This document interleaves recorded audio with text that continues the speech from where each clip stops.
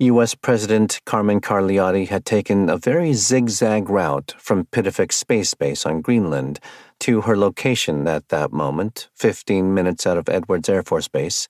She couldn't make the trip to Hawaii in a target as big and obvious as Air Force One, so instead she was flying in a USAF Bombardier 9500, a 20-seat Super Cruise-capable executive jet. A 4-plane of F-35s swept the skies ahead of her, and she had another 2 Panthers riding off each wing. She was reviewing the schedule for her meetings with military commanders on Hawaii, either face-to-face or virtual depending on the situation, when she noticed the chair of the Joint Chiefs, General Earl Maxwell, in discussion with his Space Force liaison up at the front of the plane.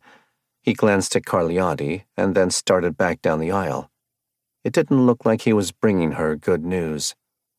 The rear of the aircraft was arranged as a compact meeting space with U-shaped bench seats around 2 fold-out tables, currently occupied only by the president and the military aide Maxwell had assigned to be her assistant for her time on Hawaii, a full-bird USAF colonel by the name of Taylor Charles. He had appeared uncomfortable with the role when they first boarded, so Carliotti had tried to put him at ease. "Colonel Charles, did anyone ever tell you your name works better backwards?"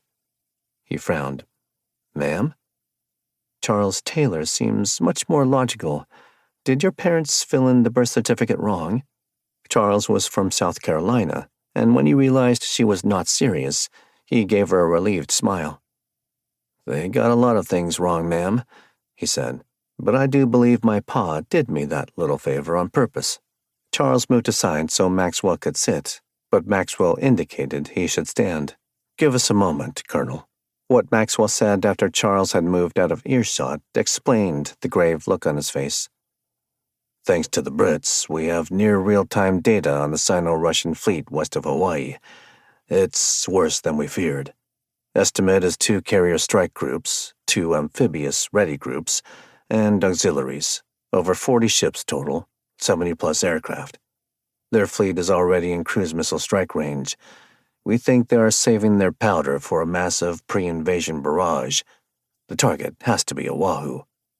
He paused. "We have a decision to make and 3 minutes to make it in." Carliotti set her jaw. "I'm not turning around, Earl. I'm not going to sit in D.C. or in a bunker under the damn ice while the Chinese come ashore on Hawaii." "I didn't think you would," he said. "A strategic decision, ma'am. We have a small window to strike their fleet before those ARGs hit the beaches of Oahu. But our targeting data is getting older by the minute. The only way we can be sure to hit the enemy fleet is with strategic nuclear weapons."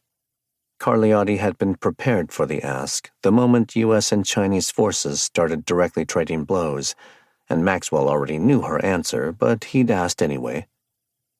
"It's that bad?" she asked him. "We have been sucker-punched," he said.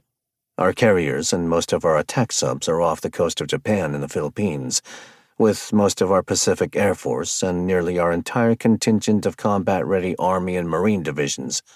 The attacks on Guam, Clark, and Kadena took out a lot of our forward-deployed strategic bomber force." He paused. "Ma'am, we have to prevent those Chinese and Russian troops from coming ashore. Strategic nukes have the footprint to do significant damage to that invasion fleet. We can hit them at sea, no collateral damage,